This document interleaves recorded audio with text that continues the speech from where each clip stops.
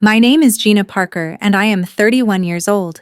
I collapsed at the family dinner table in our Philadelphia suburb home, a sharp burn ripping through my throat and stomach like fire. Through blurred eyes, I saw my sister's smug grin as she leaned back, whispering, "That's what you get." My parents hurried over, pulling her into a hug while she faked tears, claiming it was just a mix-up with the drinks. "It was an accident, right?" My father demanded, his tone sharp. I tried to choke out the truth, but the agony stole my voice. That's when I spotted the home security camera in the corner, its red light steady, and the waiter from the catering service already dialing emergency. At the hospital, my parents hovered by my bed, expressions tight. "Did you just choke on something?" My mother pressed, ignoring my gasps. Before I could respond, the police entered. "We have footage you need to review," the detective stated, holding a device firmly. My sister went rigid. "Before diving deeper into my story, I'd love to hear where you're tuning in from and what time it is there right now." It's fascinating to see how these real-life tales connect people across distances. In our upscale Philadelphia suburb, the house with its manicured lawn and heated pool seemed ideal from the outside. But behind those doors, the unfairness started early. My sister, Trisha Parker, 4 years older at 35 now, was always the favorite. She had that polished appearance, straight blonde hair, sharp blue eyes, and a laugh that charmed everyone. She perfected manipulating our parents, Judith and Kenneth Parker, to get whatever she wanted. The bias showed up young. For my 6th birthday, they planned a small party with neighborhood kids. I'd begged for a vanilla cake with strawberry filling. But on the day Trisha, then 10, complained it wasn't fair since her birthday was months away. Instead of explaining patience, Mom hurried to the store and changed the filling to chocolate, Trisha's preference. By the end, Trisha had claimed several of my presents, saying they matched her room better. When I complained, Dad pulled me aside. "Why can't you share more like Trisha?" he said, his disappointment obvious. "She always offers you her things." That set the family dynamic clear, but it only grew worse. In middle school, I made the honor society with straight A's. My parents gave a brief congrats over dinner. But when Trisha got a D in math that semester, they took her out for ice cream sundaes, praising her for trying hard. The year I won a scholarship to Temple University for pre-med, it got a passing mention. Later, when Trisha enrolled in online courses for marketing at a local tech school, they threw a lavish barbecue and bought her a new laptop to stay inspired. Our family therapist, Dr. Ellis, missed the pattern entirely. At 14, I brought it up during a session, but he called it normal sister rivalry.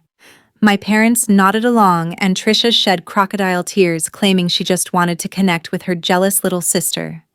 Still, I worked tirelessly in my medical career. I juggled internships to pay for med school and became a resident doctor at Jefferson Hospital by 29. My latest advancement to attending physician happened months before the dinner incident. When I texted to tell them, Mom's reply was, "That's nice, dear, but did you see Trisha's new vlog series? It's getting thousands of views." The incident that shattered everything linked back to my grandmother, Gladys Parker, admitted for lung issues. At 82, she'd been my only true supporter since Grandpa passed 6 years ago. She lived with my parents, and I stopped by often despite the strain. That week, I arrived at the hospital promptly. My parents were there sitting stiffly as she slept. They barely nodded at me.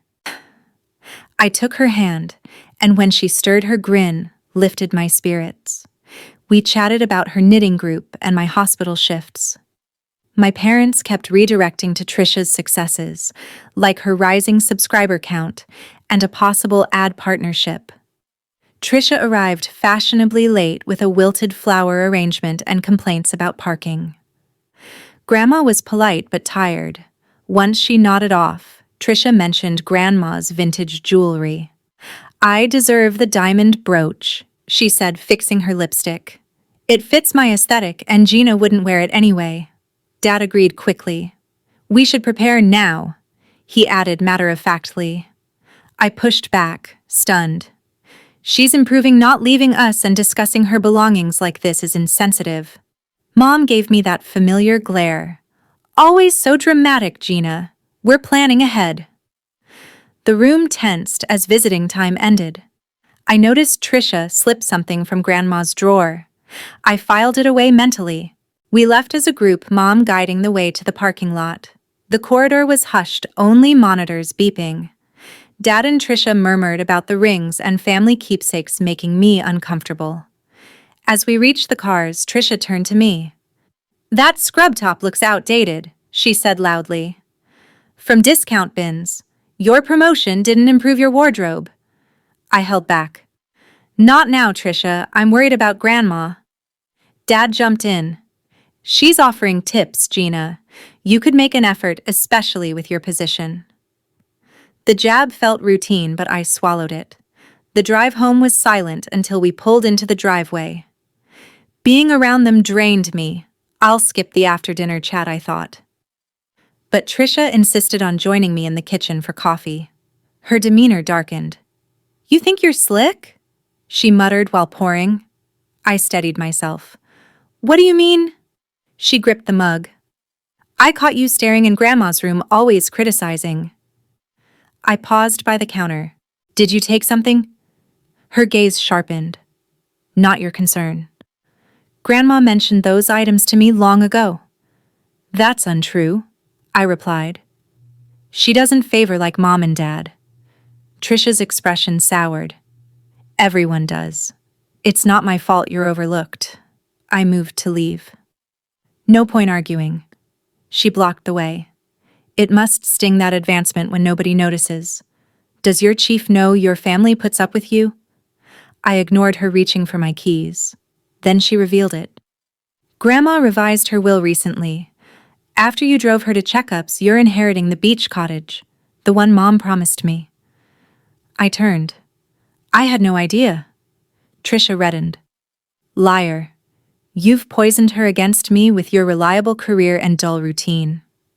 "Absurd," I said. "I've never discussed estates with her." Her pitch rose. "And you'll expose my trips, won't you, always undermining."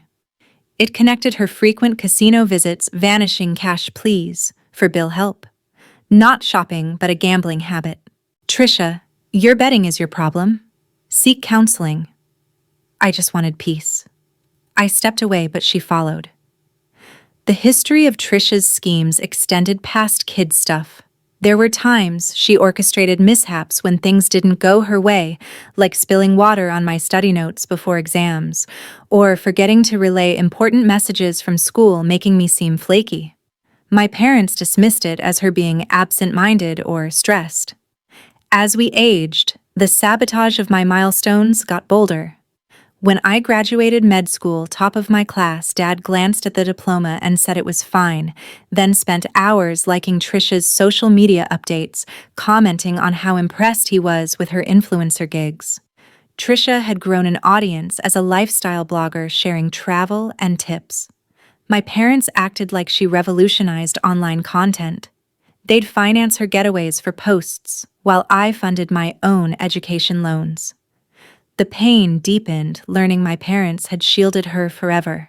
I eavesdropped once on them talking about a college episode where Trisha cheated on a test, but they convinced the dean to overlook it by sponsoring a scholarship. They handled her traffic tickets, the same settling fines, quietly, without informing me. It was their method of safeguarding the prized daughter regardless of fallout. Grandma Gladys's aide, Sarah Thompson, saw through the facade. She'd cared for Grandma for ages and shared during my visits that she'd heard Trisha begging Grandma for loans, tugging at her heart with tales of needing funds for business ventures. Sarah observed how Trisha's appearances aligned with her gambling binges and how my parents brushed off worries as my envy. Lately, Trisha's pleas intensified with her betting addiction. She'd accumulate debts from online poker and slots, then implore Mom and Dad for rescues, insisting it was for her channel. They'd comply, dipping into reserves for Grandma's treatments. It built resentment, particularly as Grandma weakened. Her lung condition declined, and I assisted with clinic transports, which Trisha hated. She charged me with brown-nosing, but it was sincere affection that led to the family dinner, where tensions boiled over. We gathered at home post-hospital to review Grandma's scan results. Her specialist recommended assisted living, but Tricia viewed it as an opening to split properties prematurely. The envy had festered, evident in her cutting remarks about my steady job versus her exciting one. As we assembled that evening, I sensed the storm coming, clueless how vicious she'd become. That evening, at our family home in the Philadelphia suburb where I grew up, my parents, Judith and Kenneth Parker, had set up the dining room for a discussion about Grandma Gladys's health. Her specialist had suggested round-the-clock care, and I'd organized the meeting after my shift. The space was dimly lit with the chandelier humming softly overhead. My parents perched at the table ends, hardly glancing my way as I sorted through medical papers. Grandma was holding steady but fragile, and I aimed to prioritize her comfort. They naturally had different agendas. Tricia showed up over an hour late, sauntering in with a flashy new necklace swinging from her neck, her phone glued to her hand for a quick story update. "Construction everywhere," she grumbled, dropping the accessory onto the sideboard. I glimpsed the price tag still attached, another splurge she couldn't cover. My gut twisted. I'd learned from Grandma's aide, Sarah Thompson, that Tricia had been withdrawing from Grandma's accounts, framing it as urgent needs. Those urgencies always timed with her casino nights. I refocused on the topic. "The doctor recommends a live-in helper soon. Let's outline her support." Dad interrupted. "No haste. Gladys is resilient. Anyway, we must consider her holdings." My mouth fell open. "She's alive and fighting, Dad. Her well-being comes first." Mom shot me a dismissive look. "Don't overreact, Gina. Practicality matters." Tricia grinned, tapping her screen. "I've been eyeing her beach cottage," she said offhand. "Ideal for my video shoots." Gina hates sandy places anyway. I stiffened. "That's Grandma's choice, Tricia, not yours?" Her glare intensified. "Please, you've been buttering her up, haven't you? Running errands, acting the devoted one?" The barb landed, but I stood firm. "I help because I love her, not for rewards." Dad chimed in. "Tricia's thinking of the family. Gina, show more backing." The atmosphere grew stifling, their favoritism thick as ever. A neighbor, Mrs. Elena Ruiz, dropped by briefly with a casserole, someone who'd known us for years and witnessed Tricia's tantrums as a teen, like when she smashed a vase after losing a bet. She offered me a sympathetic pat before leaving. A few delivery folks lingered outside, their chatter faint through the window. I saw the home security guy Carlos checking the system earlier that day, his walkie-talkie buzzing. Tricia's voice sharpened. "I know Grandma's will tips toward you now. That cottage was mine." I shook my head. "I've never talked wills with her." She advanced. "Fraud. You're plotting to outshine me." Mom broke in. "Stop it, you two. We'll handle this." We collected our notes, the unease palpable. As we moved to the living room, I spotted Tricia pocketing a small envelope from Grandma's mail pile left on the console from a prior drop-off. I held my tongue, but anger surged. The house was quiet, just our footsteps on the hardwood. Mom and Tricia huddled, whispering about Grandma's sapphire rings, their tones low but audible, heritage and Tricia's flair. I couldn't stand it. "Quit carving up her stuff," I snapped. Tricia scoffed. "So theatrical." The doorbell rang for the caterers, but the idea of enduring them longer suffocated me. "I'll grab a drink alone," I decided, heading to the kitchen. Dad shrugged. "Suit yourself." Tricia trailed me, her steps deliberate. The kitchen lights were bright, counters spotless. "You're not fooling anyone," she hissed as I filled a glass with water. I steadied the faucet. "What now?" She clutched her purse. "I saw you eyeing that envelope. Always meddling." I turned from the sink. "You stole from Grandma again. That's beneath even you." Her features hardened. "She owed it to me from before. You're envious because she prefers me." "Untrue," I countered evenly. Grandma doesn't choose sides like Mom and Dad. Trisha's chuckle was harsh. Everyone chooses me, Gina, but you, with your flawless shifts and monotonous days. I pivoted to exit. I'm finished here. She closed in. It hurts that promotion goes unnoticed. Huh? Does your supervisor know your family endures you? I disregarded her, sipping the water. Then she snarled. Grandma altered her will after your chauffeuring. The cottage is yours, right? I faced her on the threshold. I know nothing of her will, Trisha. Her cheeks flushed with rage. Don't feign ignorance. You've swayed her against me, and now you'll tattle on my outings. It donned her nonstop wagers, borrowings from parents' alibis. She was buried in gambling debts from high-stakes games. Your habits are your mess, I stated. Get professional aid. I'm done. As I set the glass down, her fingers brushed it subtly. A quick flick and something dissolved into the liquid.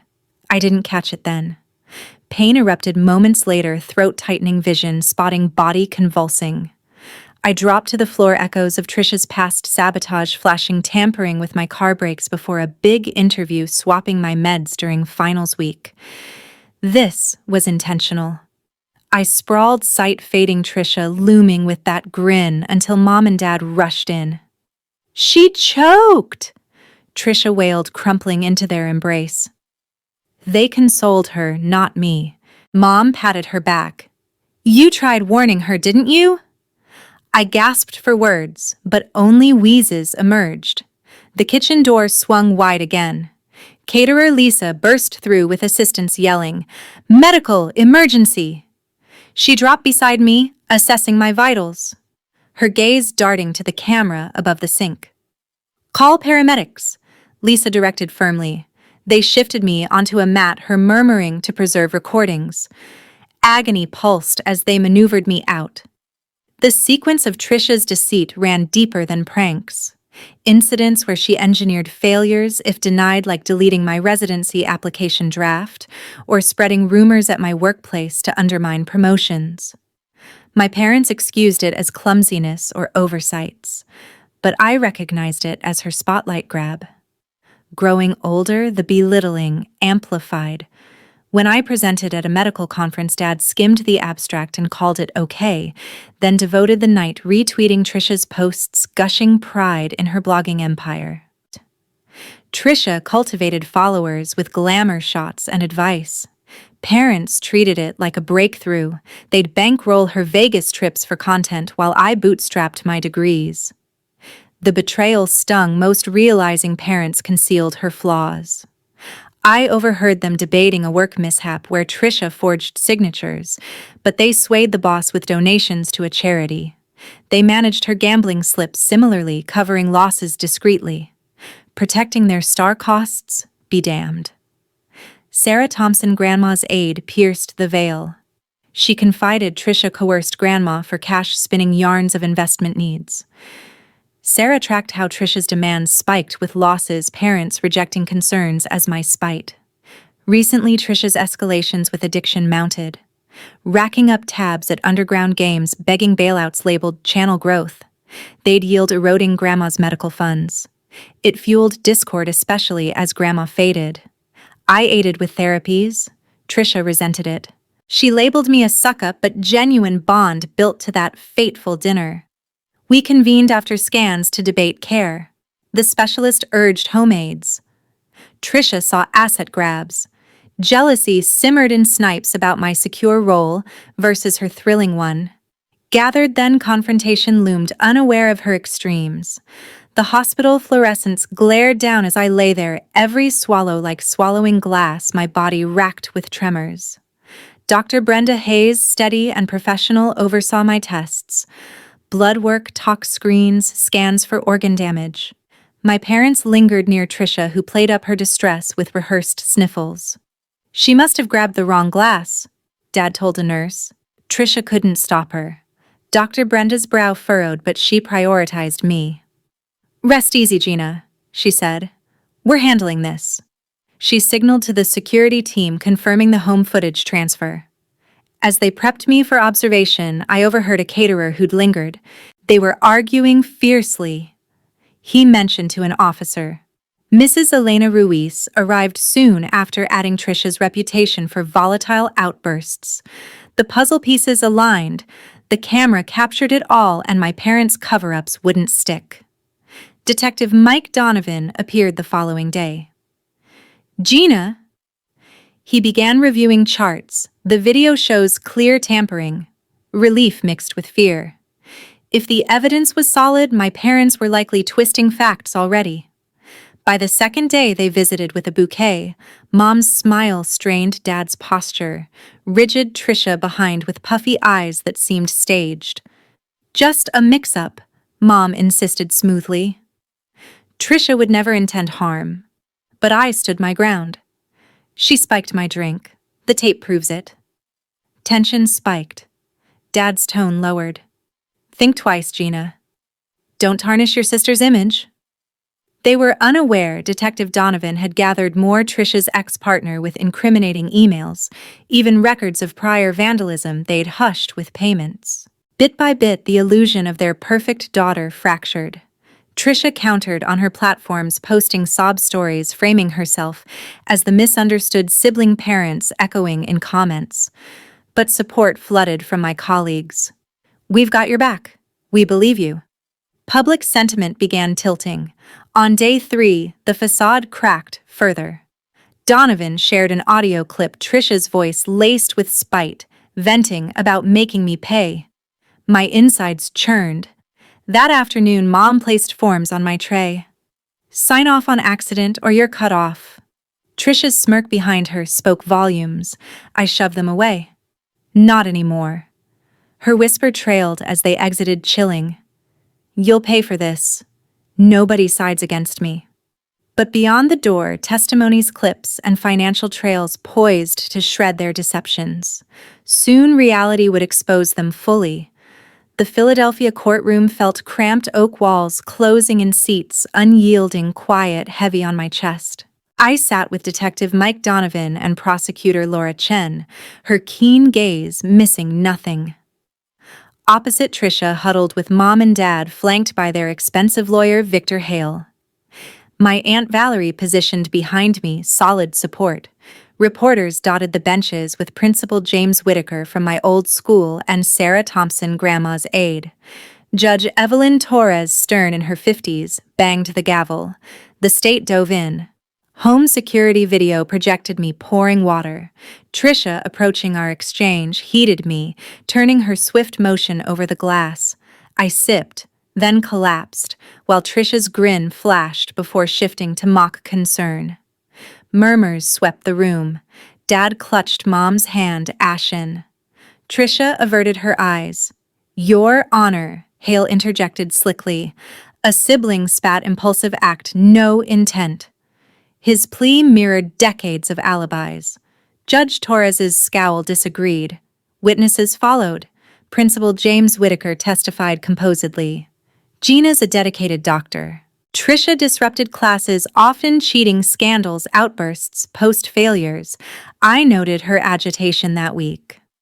Next, Sarah Thompson detailed Trisha's exploitation of Grandma Gladys, draining funds for supposed emergencies that fueled gambling sprees. A recording aired Grandma weak in bed murmuring, Trisha's siphoned my accounts. I updated my will to safeguard Gina. She's the genuine carer. Silence gripped the court. Then Marcus, Trisha's ex. He presented damning messages and calls. Gina blocks my path. Time she learns. Shivers ran through. By Trisha's testimony, her blogger poise shattered. She wiped tears. Grandma stressed me. I didn't mean for Gina to suffer. I care for her. The DA pressed emails, withdrawals, audio. Trisha broke veneer, gone. Okay, jealousy hit. Gina gets Grandma's affection, the will, her ideal existence. I claimed what's mine. Whispers erupted. The state continued displaying Trisha's posts, vilifying me as petty, her audience rallying.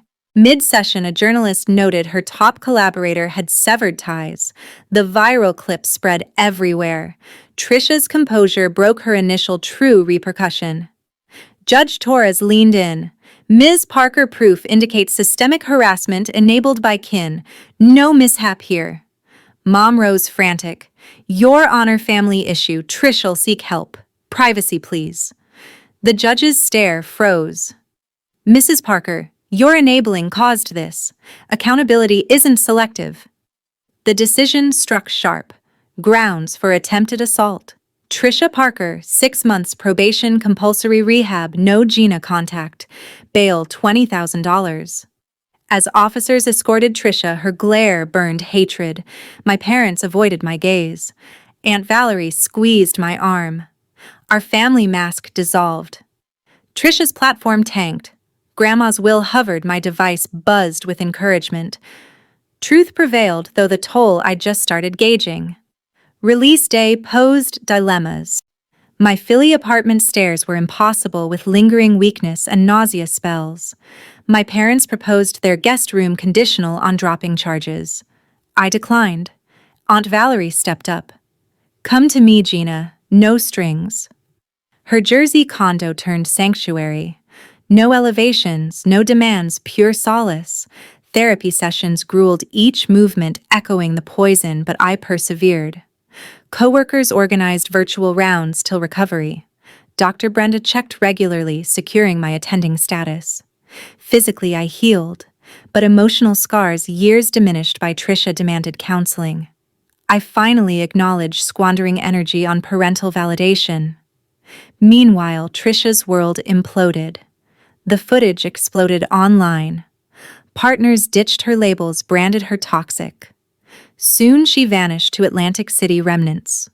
The injunction barred her, but I required none. That kitchen smirk etched deep. She'd never infiltrate my circle again. My parents suffered too. Their social elite shunned them, murmurs at events, dubbing them facilitators. Their prestige crumbled. One curt text urged reconciliation. I ignored it. Their allegiance sealed. Mine too. Grandma Gladys endured 2 months post-hearing. Upon her passing, Aunt Valerie delivered a journal she'd bequeathed. Within, a note in frail pen. Gina, I witnessed their treatment. I revised my will, granting you all the cottage funds since you cherished me unconditionally. Earn your new beginning. Trisha and parents inherited minimally. It transcended wealth. It affirmed what I'd craved eternally. With Aunt Valerie's guidance, I forged anew in Jersey, a seaside home, fresh hospital post, authentic bonds, free of Trisha's shade. Grandma's words grace my desk-affirming self-choice. The weeks following the initial ruling dragged on as appeals loomed, but the full trial brought everything to a head. In the expanded Philadelphia courtroom, the air felt heavier with more spectators packing the rows. Colleagues from Jefferson Hospital extended family whispers circulating.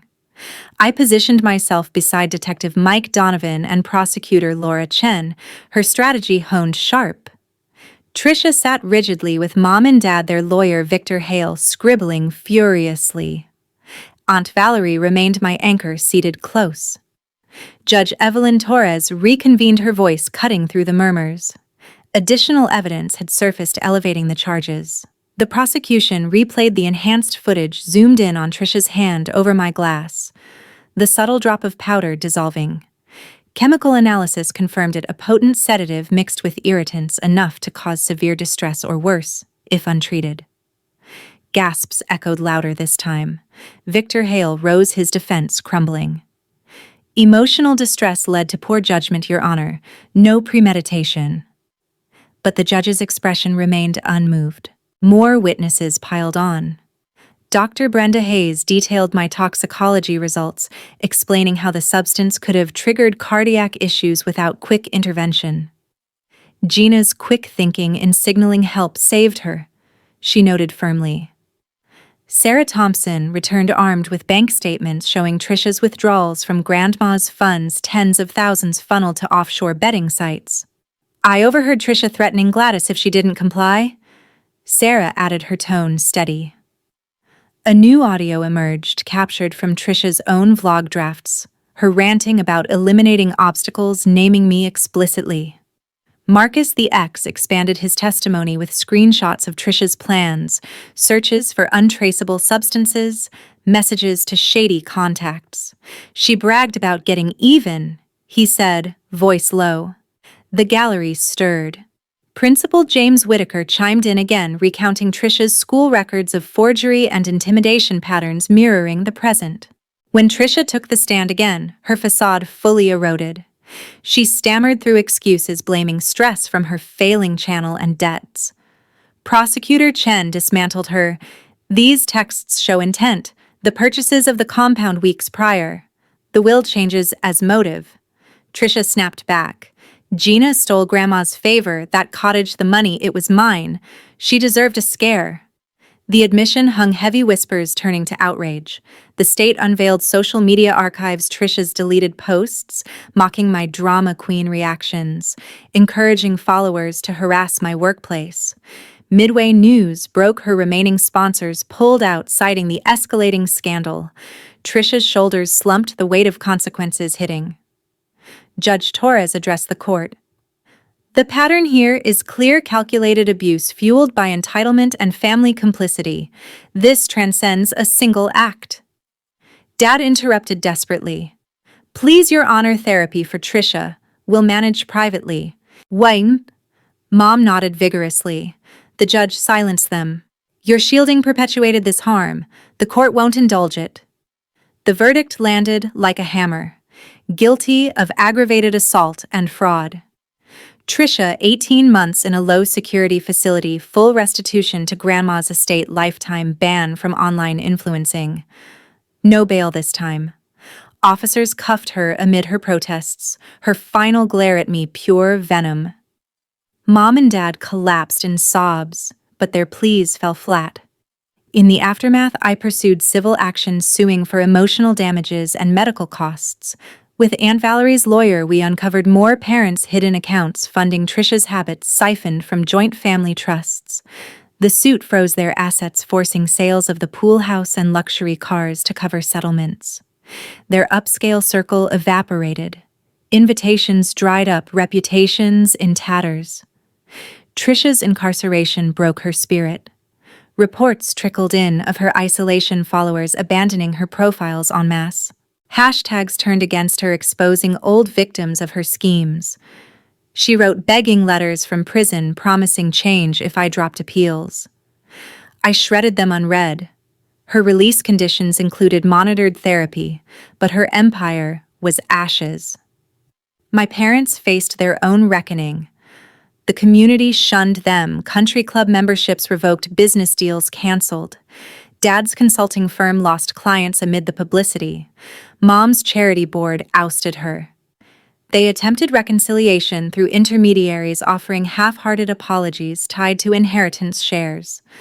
I refused, blocking all contact. Their choices had consequences. Now they lived them. Grandma Gladys's passing hit harder in this chaos, but her legacy empowered me.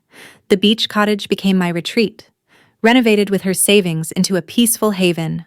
I hosted support groups there for abuse survivors, turning pain into purpose. Colleagues at the New Jersey hospital rallied my promotion to lead physician secured despite the turmoil. As months passed, whispers reached me of Trisha's prison struggles, debt collectors waiting, no network left, parents downsized to a modest apartment, health declining from stress. They expressed regret in leaked interviews, but it rang hollow. I felt no pity, only closure. Their empire of favoritism had fallen, and I stood taller without it. The civil judgment awarded me substantial compensation, further stripping their finances.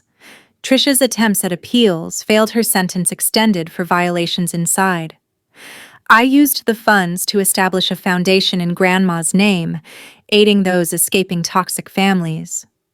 It was my quiet revenge, thriving while they withered, regretting every overlooked slight.